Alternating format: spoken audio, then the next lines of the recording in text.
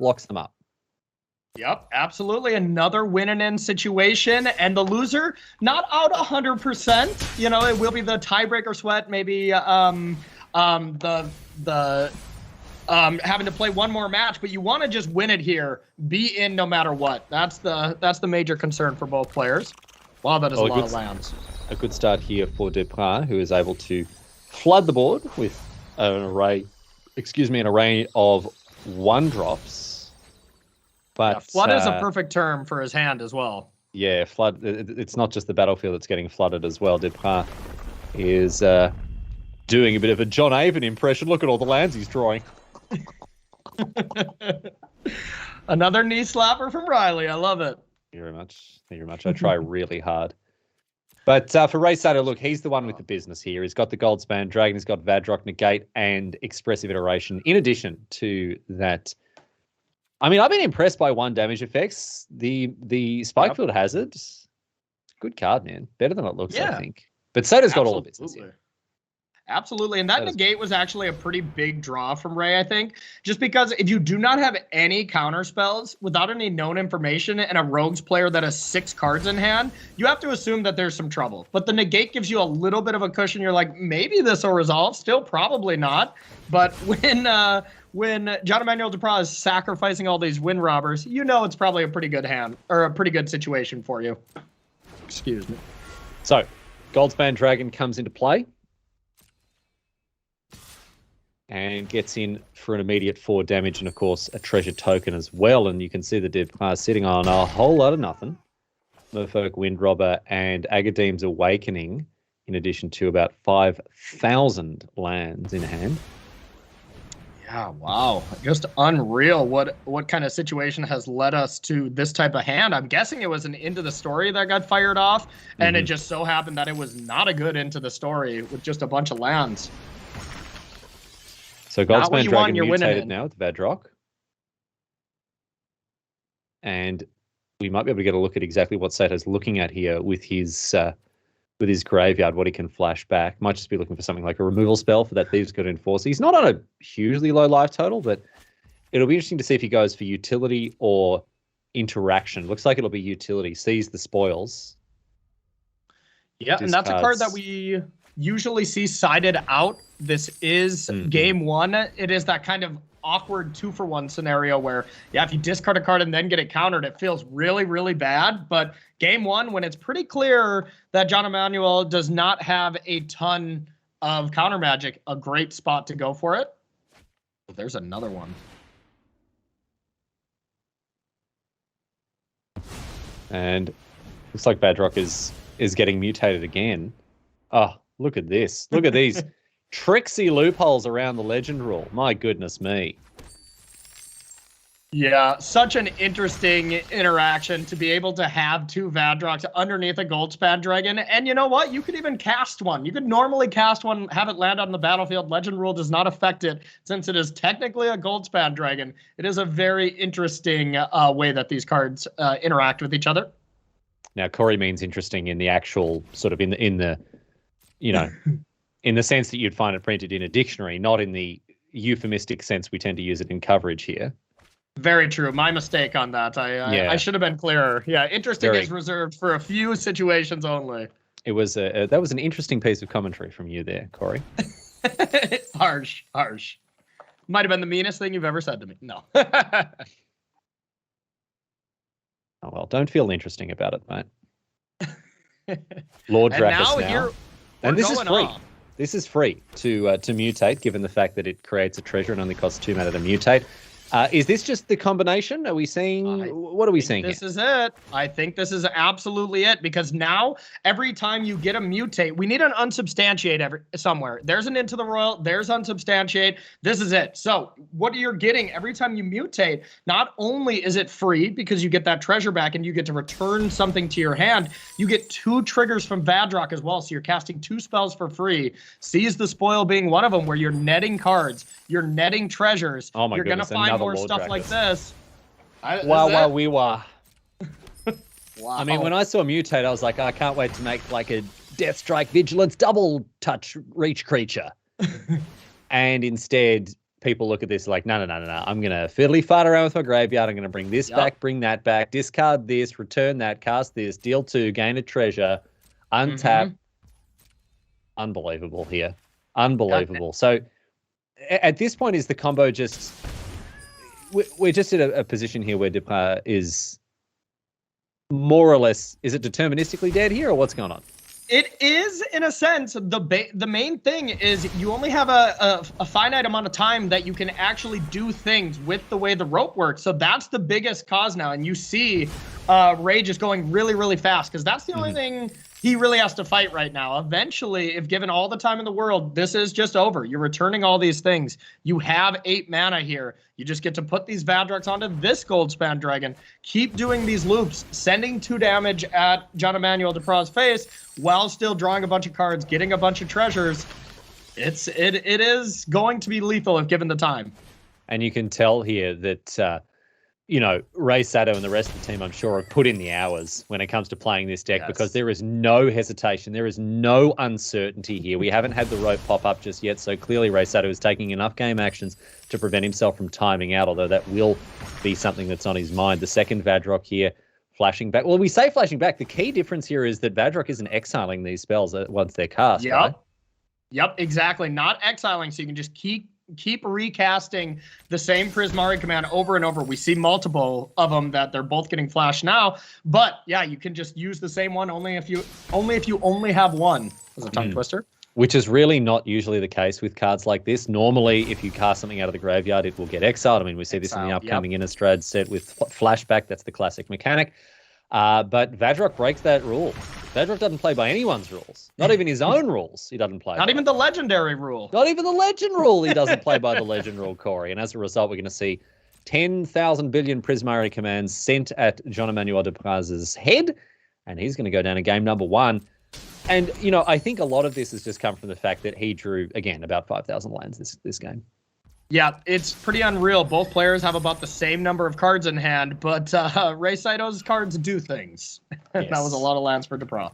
They do things other than just be played one at a time and tap for 1 mana. Yes, indeed. So Depraz goes down in game number 1 as we see the Jeskai Mutate, the increasingly more common sighting of Jeskai Mutate going off. It's not been a sight that we've seen too much before, but this weekend it's becoming increasingly common.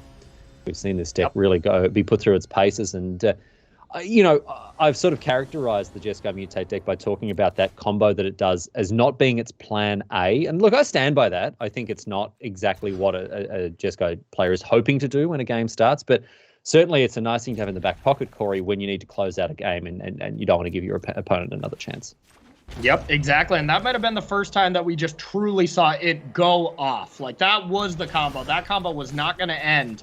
And we saw it with teammates being played a little bit where they just said, yeah, all right, you got it. I concede. But that was it. That's the power of the deck. It has the highest ceiling out of any other deck. No other deck in Standard can kind of combo off like that at such a high rate. And it really shows why this deck is one of the most popular decks in these gauntlets. Yeah, and it's doing really, really well. With for the players who have brought it and played it with such proficiency, it's rewarded them richly. And Rei Sato here, just 1 game away from the top 8 here. We do believe this is a win and in. The winner will be locked up for a top 8 berth in this MPL Gauntlet. Yep. Jean-Emmanuel Depraz had a nice think about whether to play Skyclave Shade or not, and just kind of probably had it in the back of his head that if there is a Spikefield Hazard, it's such a train wreck scenario, decides not to go for it, and is able to play Soaring Thought Thief instead here, which is going to be a lot better. So nice play by Jean-Emmanuel Depraz.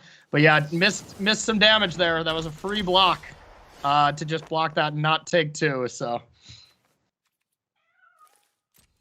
Phoenix of Ash comes across. Soaring Thought Thief also getting in for some damage. Is this going to get above the threshold for the extra points? No, it's not.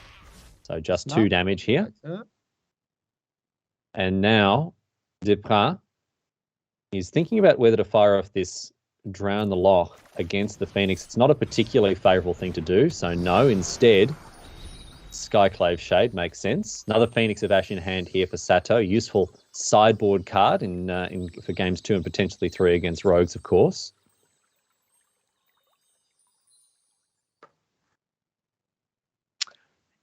Yeah, a lot of gas there for Rei. Interesting to see what we'll see played here. Maybe you can do some mutating as well.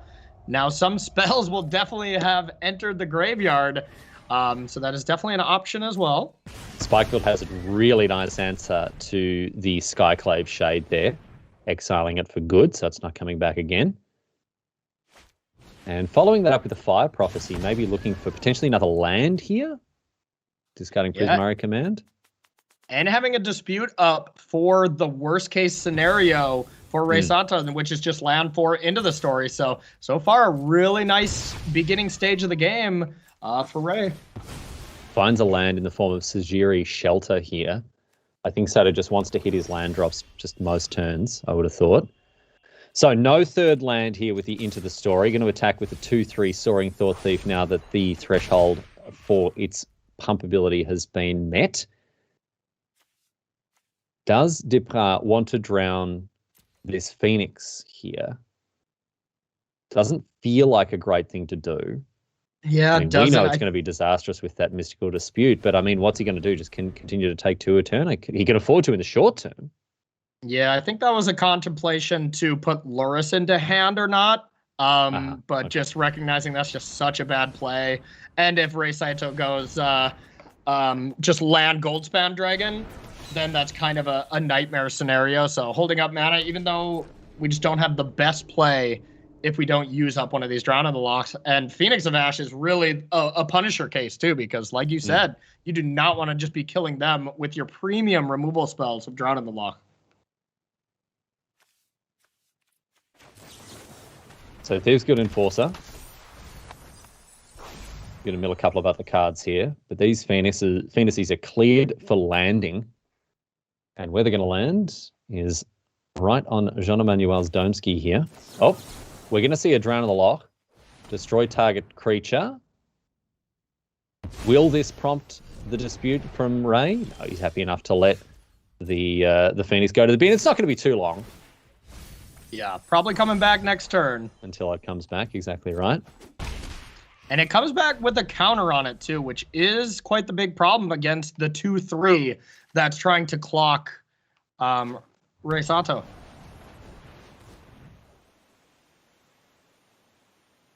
And now, with 4 mana, it's the Phoenix once again from the bin. And this time, comes back as a 3/3. And we're seeing how powerful these Phoenixes are. Here's the Drown in the Lock again on the Phoenix. Is this going to prompt the Mystical Dispute? Yeah, I like this ordering too, because Jean-Emmanuel Depraz has a plan. I need to be aggressive because he's not winning this long game here with a pretty clear dispute. You know, if you're paying attention, you kind of see that hesitation whenever you get, even last turn when there was only 1 blue available when you cast Drown in the Loch. So it's pretty clear that there's a dispute on the other side. So you have to be pretty confident that you're not going to cast this into the story with too much success. Sato was oh, hello. Oh, it's a tap land. Oh, and you see Sato going, no land, don't do it. He's cast a hex, a curse from across the seas onto the top of Jean-Emmanuel Depraz's deck. And as a result, he's drawn a tapped land in for 6 now. Will the Phoenix block?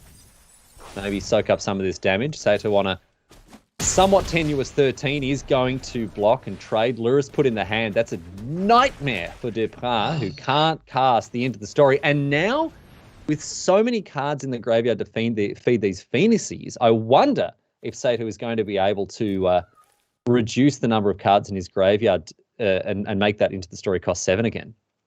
Yeah, quite possibly. But yeah, that was really the opening for Jean-Emmanuel Depraz. And you saw it in the camera of Rei Sato that it was like, no, that's the only thing that can get you back into it. Just don't have Into the Story in hand and don't draw land.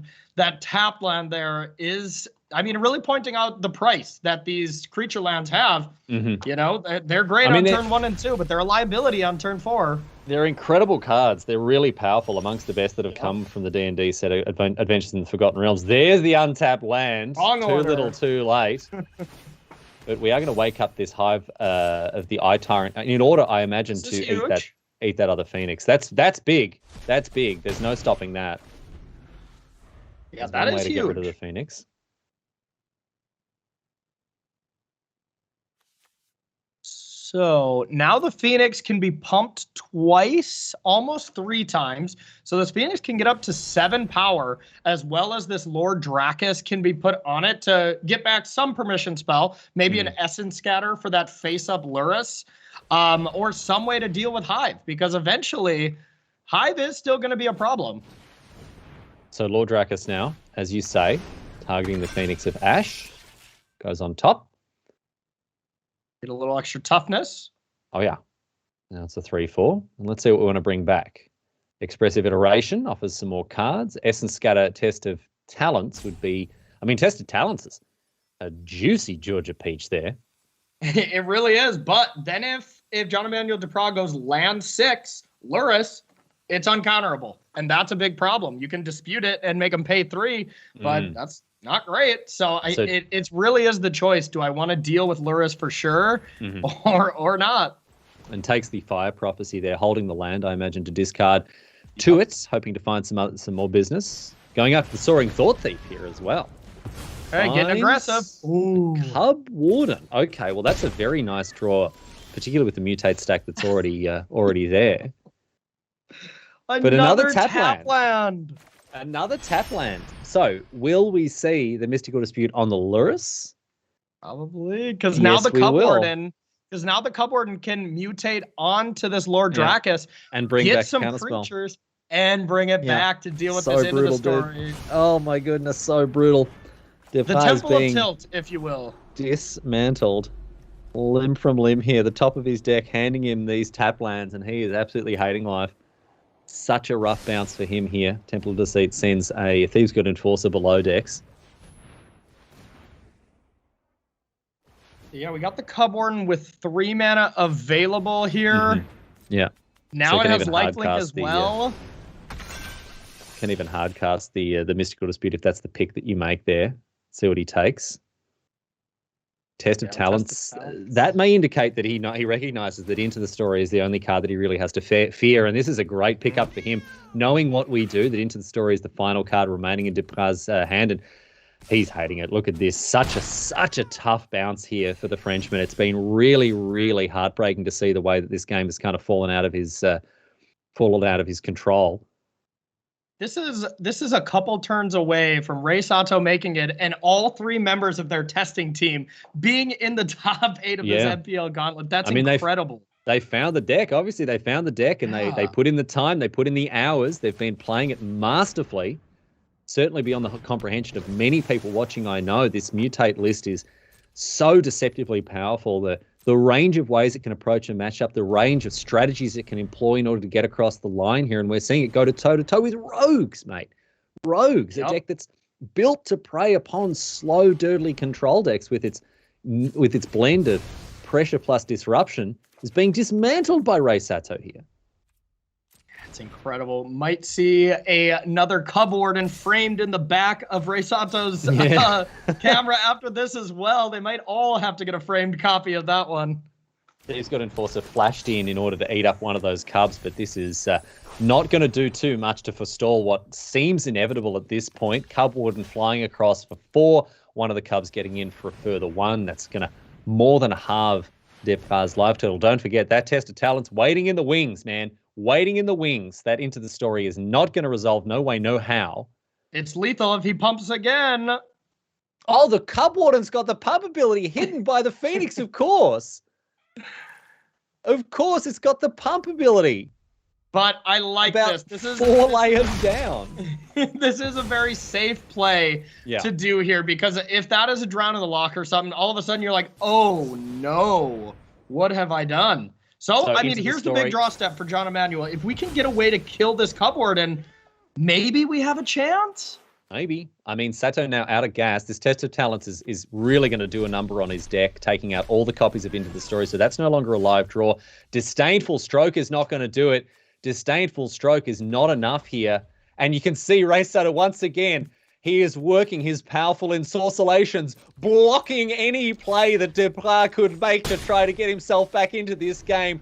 A powerful wizard both on and off the battlefield. You can see that Rei Sato is hungering for this spot.